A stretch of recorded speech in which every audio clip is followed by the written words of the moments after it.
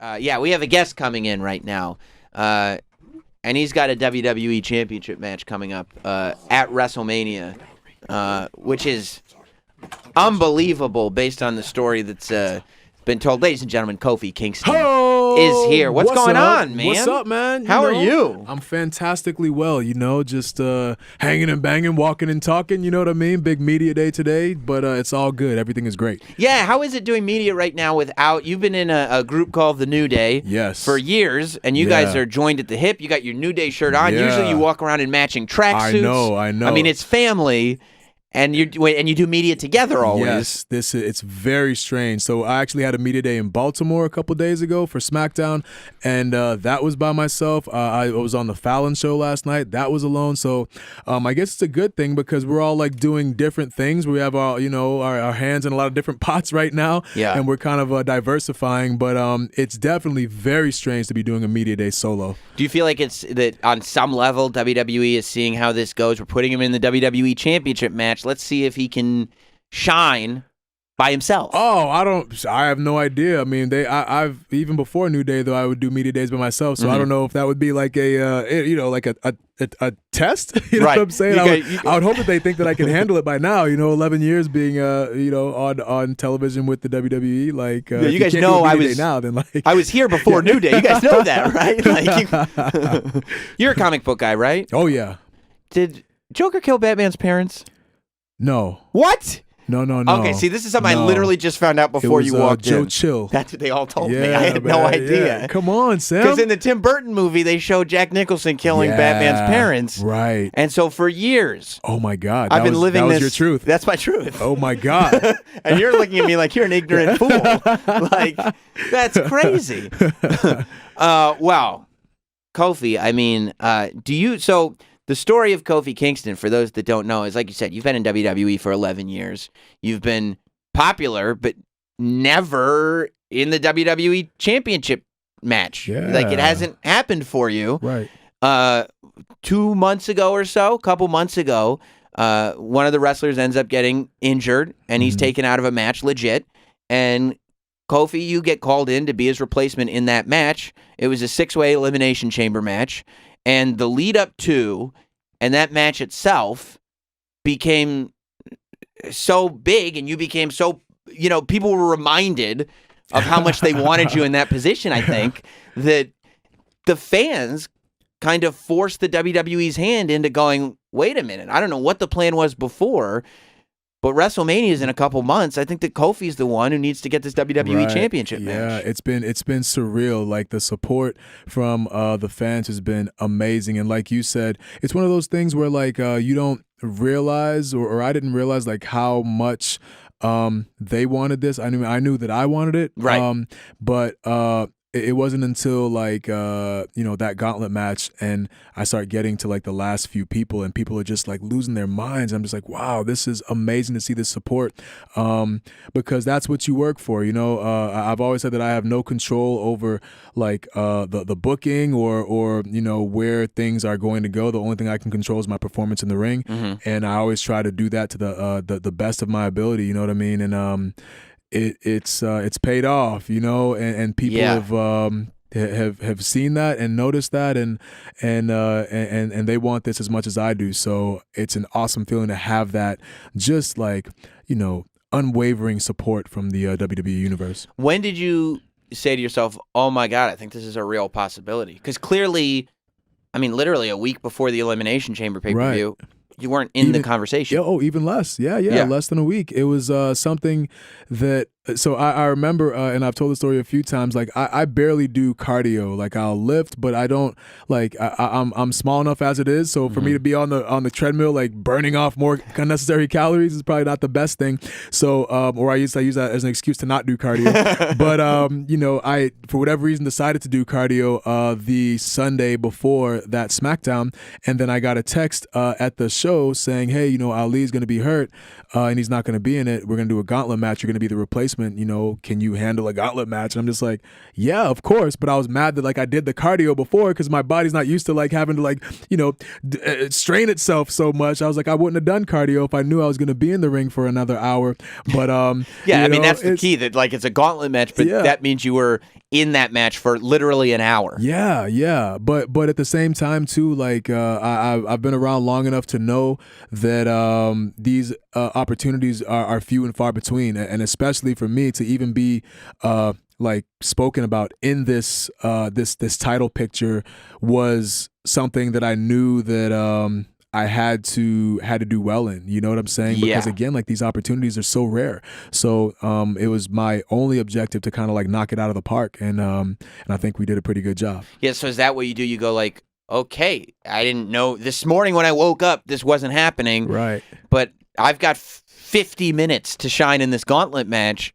I have to be the guy who stands out. Like, not just so, because it seems like, one strategy could be, well, we want Kofi to shine just so people aren't disappointed that somebody was replaced. Sure. I don't think anybody realized that Kofi's going to shine so bright that he starts outshining everybody. Yeah. It's, again, being like fortunate to be in that position is great. And I've been using this quote for a while, but I just make sure to keep my blade sharp. You know what I'm saying? No matter what, you just don't know.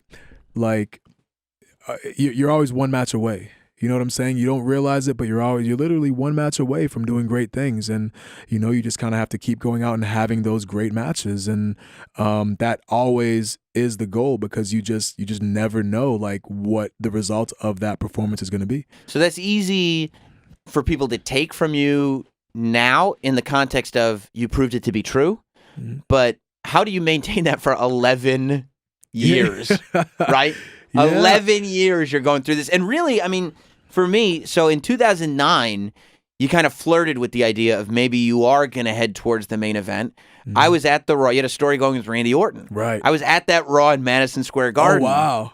Where everybody, you had this, you jumped off one of the sections in the audience onto another section through a table, and everybody lost their minds. And everybody at that point in 2009 was ready for Kofi Kingston. Yeah. Something happened, and it just got stopped in its tracks, I feel like. And it was like, okay, back to where we were before with Kofi. Right. So to realize that, one match can change everything, but also it can be taken away at a moment's notice. Exactly. How for the next 10 years do you maintain that sort of optimism? You just have to, I feel like when I became a WWE superstar, it was always my goal to be the best. Like, you know what I mean? You strive so hard to have the best matches possible. You want to steal the show with every single opportunity that you get. So, and it does get hard sometimes. I told this story too. Like my first WrestleMania, we had the Money in the Bank. I think it was the 25th anniversary of WrestleMania. And I did so many cool and amazing things that had never been done before in a ladder match, which is saying a lot because, you have Christian and Edge and the Hardys and the Dudleys who have done so many amazing things in ladder matches and set the bar so high. So when I was able to kind of go out there and do these amazing things that no one had seen, and then I come through Gorilla and everyone's a standing ovation. I'm like, oh my God, like things are about to take off. The very next day I'm not on Raw. So like, it's like, okay, like I just poured my heart and soul into this, and like I didn't get the result that I wanted, but okay, let's try it again. Now here we got the Orton situation, and going toe to toe with one of the greatest of all time, and Madison Square Garden, Roddy Piper was involved in the segment. I come out to save Roddy Piper. Let's pause on that. Like a lot of people forget about that. I came out to save Hot Rod Roddy Piper. Who is going to be the hero to save Roddy Piper? And it's me. Like just weird, man. But it was an amazing event, amazing match, an amazing situation in Madison Square Garden, because a lot of people know when you come to New York, like everybody tries to be cool and cheer for all the bad guys. You know what I mean? So in the beginning of that situation, people were cheering for Orton, and I remember like getting beat up or getting thrown over one of the guardrails, and everyone's like, oh yeah, get him, Randy. But by the end of that segment, when I was the one who was jumping off the table onto him, everybody was on their feet chanting my name. So we were able to like turn people in that moment. And it was organic and it was real. Yeah. So those are the moments that you strive to have, and the opportunities that you strive to have and take advantage of. So you just do it. You know what I mean? It's like I said, it's very hard. It's very easy to like be jaded a lot of the times when you put a lot into this and you're not getting what you want. But like I said, the only thing that I can control is my performance, So if I get jaded and now I allow it to let my performance slide, then I deserve or I don't deserve to get, to reap the benefits and have the sweet fruits or whatever, what I'm saying? So How did you feel about the kind of the subtext of everything that's going on in your storyline? Because the whole, anyone but us phrase, I think that those of us that look a little deeply kind of know what's being said. Yeah. And it's pretty wild that is being said and being honestly said on WWE TV. Yeah. How do you feel about the fact that that's part of this story? Well, it's great. I think it's awesome because it is kind of like the elephant in the room, you know what I mean? But at the same time, when we say people like us, everybody can kind of relate to that, because what does it mean? Does it mean the fact that I come out in like pigtails and we wear pink and bright colors and I skip and I clap and I twerk and you don't want to see someone like that as a WWE champion? Good. You know what I mean? Yeah.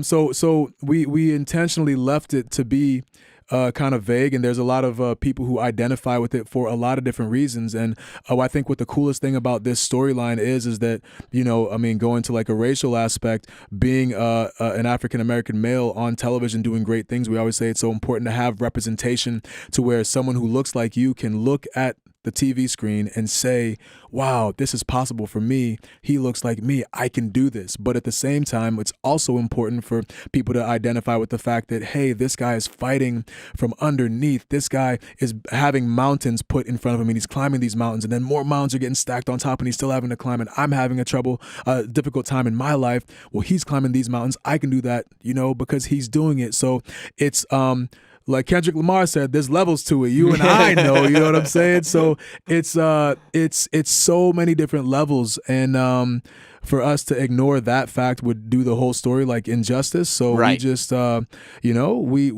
going out there and we just kind of lay it all out on the table and let it be what it is. So I love that that's the era that we're in, that we're talking, like, the truth is being said. Like, the things that the fans are talking about are what's being reflected in the stories. There's not sort of things but just being masked and being like, oh, no, we're not going to address that. Like, things are being addressed. Right. And yeah, like I said before too, like it's bigger than just one thing, but I think that we're doing a good job of addressing all of it, especially me going out there, and the 11-year journey in and of itself is crazy, to have gone through this for that long and only be getting the chance now. Like, that is like the ultimate underdog, keep fighting as hard as you can because you never know type situation as well. So like I said, man, there's levels to it, and just I think that's why so many people are able to identify with this story, is because it covers so many different aspects of life in general.